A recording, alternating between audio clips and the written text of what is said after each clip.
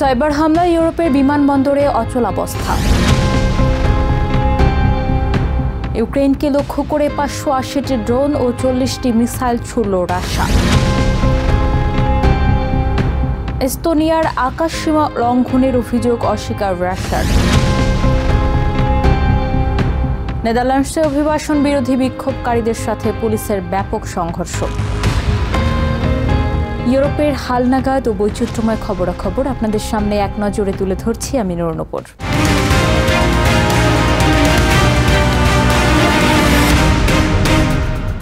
ইউরোপের প্রধান বিমানবন্দরে চেক ইন এবং বোর্ডিং পরিষেবা প্রদানকারী প্রতিষ্ঠান কলিন্স অ্যারোস্পেসের ওয়েবসাইটে সাইবার হামলা হয়েছে। শুক্রবারের এই হামলার ফলে লন্ডনের হিথ্রো, বেলজিয়ামের ব্রাসেলস, জার্মানির বার্লিন ও আয়ারল্যান্ডের ডাবলিন বিমানবন্দরের বেশ কিছু এয়ারলাইন্সের সময়সূচি ব্যাহত হয়েছে। এই সাইবার হামলার কারণে শতাধিক ফ্লাইট বাতিল হওয়ায় ভোগান্তিতে পড়েছে হাজার হাজার যাত্রী। পরিস্থিতি স্বাভাবিক হতে ঠিক কতটা সময় লাগতে পারে সে বিষয়ে প্রতিষ্ঠানটির পক্ষ থেকে আনুষ্ঠানিকভাবে কিছু জানানো হয়নি। চেক ইন ও বোর্ডিং সেবাদানকারী প্রতিষ্ঠান কলিন্স এয়ারোস্পেসের ওয়েবসাইটে সাইবার হামলার জেরে ইউরোপের বিভিন্ন আন্তর্জাতিক বিমানবন্দরে বিমান চলাচল মারাত্মকভাবে বিঘ্নিত হচ্ছে। ইউরোপ সময় শুক্রবার রাতের এই হামলার কারণে লন্ডনের হিথ্রো, বেলজিয়ামের ব্রাসেলস এয়ারপোর্ট, আয়ারল্যান্ডের ডাবলিন ও জার্মানির বার্লিন ব্র্যান্ডেনবার্গ এয়ারপোর্টে অসংখ্য ফ্লাইট বিলম্বিত ও বাতিল হওয়ার মতো ঘটনা ঘটেছে। সামাজিক মাধ্যমে এক বিবৃতিতে হিথ্রো কর্তৃপক্ষ জানিয়েছে, চেক ইন ও ব্যাগেজ ড্রপ সিস্টেম পরিচালনাকারী কলিন্স এয়ারোস্পেসের প্রযুক্তিগত সমস্যার কারণে যাত্রীদের স্বয়ংক্রিয় পদ্ধতিতে সেবা দেওয়া সম্ভব না হয় স্বাভাবিক সময়ের তুলনায় বেশি সময় লাগছে। নিজেদের ওয়েবসাইটে সাইবার হামলার বিষয়টি উল্লেখ করে এয়ারপোর্টে যাওয়ার আগে ফ্লাইটের সময়ের ব্যাপারে খোঁজ নেওয়ার পরামর্শ দিয়েছে ব্রাসেলস এয়ারপোর্ট কর্তৃপক্ষ। অনেকটা একই রকম বিজ্ঞপ্তি প্রকাশ করেছে বার্লিন ব্র্যান্ডেনবার্গ এয়ারপোর্ট কর্তৃপক্ষ। সমস্যা সমাধানের চেষ্টা করা হচ্ছে বলে জানিয়েছে তারা। ফ্লাইট বিলম্বিত ও বাতিল হওয়ায় হাজার হাজার সাধারণ যাত্রী ভোগান্তিতে পড়েছেন। বার্লিন ব্র্যান্ডেনবার্গ এয়ারপোর্টে আটকা পড়া পর্যটক কিম রিজের কণ্ঠে হতাশা ঝরে পড়ে। আমি সকাল 9:15টার দিকে এয়ারপোর্টে পৌঁছাই। আমাদেরকে কারিগরি ত্রুটির বিষয় ছাড়া আর কিছুই জানায়নি কর্তৃপক্ষ। তবে অনলাইন থেকে আমি সাইবার হামলার বিষয়টি জানতে পেরেছি। দেখি এখন কি হয়। তবে এমন পরিস্থিতিতেও শান্ত রয়েছেন ব্রাসেলস এয়ারপোর্টে অপেক্ষারত পর্যটক অ্যাগনেস নেইপেন। তিনি মনে করেন বর্তমান পরিস্থিতির ওপর কারো হাত নেই, তাই এ নিয়ে উদ্বিগ্ন না হয়ে পরিস্থিতি স্বাভাবিক হওয়ার অপেক্ষা করবেন তিনি। আমি এইমাত্রই এয়ারপোর্টে এসেছি। এখানে যারা আছে তারা সবাই উদ্বিগ্ন, তবে আমি শান্ত আছি, কারণ যা হচ্ছে তা আমার নিয়ন্ত্রণে নেই। তাই আমি শুধু পরিস্থিতি স্বাভাবিক হওয়ার আশা করছি। আমি শুধু চাই আমাদের ফ্লাইট যেন শেষ পর্যন্ত ভালো মতো ছেড়ে যায়। অন্যদিকে যাত্রা বিলম্বিত হওয়ায় ভ্রমণের পরিকল্পনা এলোমেলো হয়ে যাওয়ার আশঙ্কায় ক্ষোভ প্রকাশ করেন মেক্সিকোর পর্যটক হেক্টর নোলাস্কো ভাস্কেজ। এটা একটা বড় সমস্যা। আমাদের ফ্লাইট এরই মধ্যে 2 ঘন্টা বিলম্বিত, ফলে আমাদের পুরো পরিকল্পনা নিয়ে আমি উদ্বিগ্ন। শুধু আমি না, আমাদের সাথে সবাই চিন্তিত। সত্যি কথা বলতে গেলে আমি প্রচণ্ড ক্ষুধার্ত এবং আমার ভয়ানক রাগ লাগছে।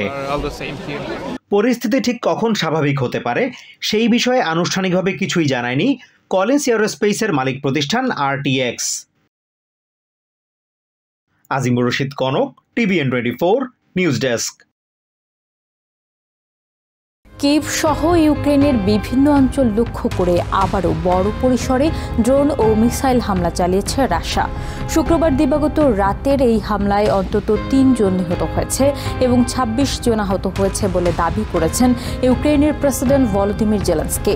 যোগাযোগের অ্যাপ টেলিগ্রামে এক পোস্টে তিনি দাবি করেন এ রাতের হামলায় 580টি ড্রোন এবং 40টি মিসাইল ব্যবহার করেছে রাশিয়া। ইউক্রেনের দক্ষিণ পূর্বাঞ্চলীয় নিপ্রো শহরে আবারও বিমান ও ড্রোন হামলা চালিয়েছে রাশিয়া। স্থানীয় সময় শুক্রবার দিবাগত রাতে সেখানকার একটি আবাসিক ভবনে রুশ বিমান হামলায় হতাহতের এই ঘটনা ঘটে। হামলার পর ধারণ করা একটি ভিডিওতে দেখা যায় ভবনটির ছাদ ধসে পড়েছে এবং উদ্ধারকারীরা আহতদের উদ্ধার করে প্রাথমিক চিকিৎসা দিচ্ছে। স্থানীয় বাসিন্দা জানান বিস্ফোরণের প্রচন্ড শব্দে তার ঘুম ভাঙে, পাশাপাশি ঘরের জানালার কাঁচ ভেঙে গিয়ে তার ও তার সন্তানের গায়ে পড়ে। ওই অবস্থা থেকে দ্রুত ভেতরের ঘরে আশ্রয় নেন তিনি।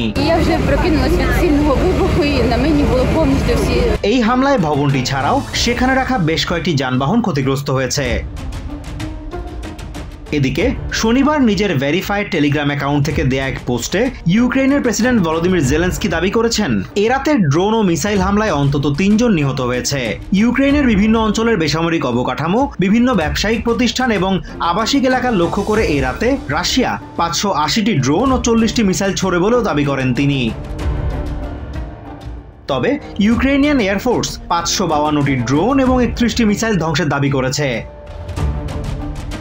কিয়েভের বাসিন্দা ইউলিয়া কিস্তকসেলোভা জানান, তিনি যে ভবনটিতে থাকেন শুক্রবার দিবাগত রাতে সেটিতে ড্রোন হামলা হয়েছে।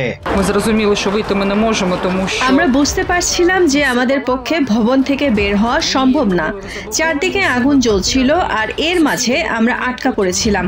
এভাবে প্রায় ২০ মিনিট থাকার পর প্রতিবেশীরা আমাদের সহায়তায় এগিয়ে আসেন। শেষ পর্যন্ত নিচতলার দরজা খুলে আমাদের বের করা হয়। তিনি আরো জানান, এই নিয়ে দ্বিতীয়বার তার বাড়ি রুশ হামলার শিকার হলো।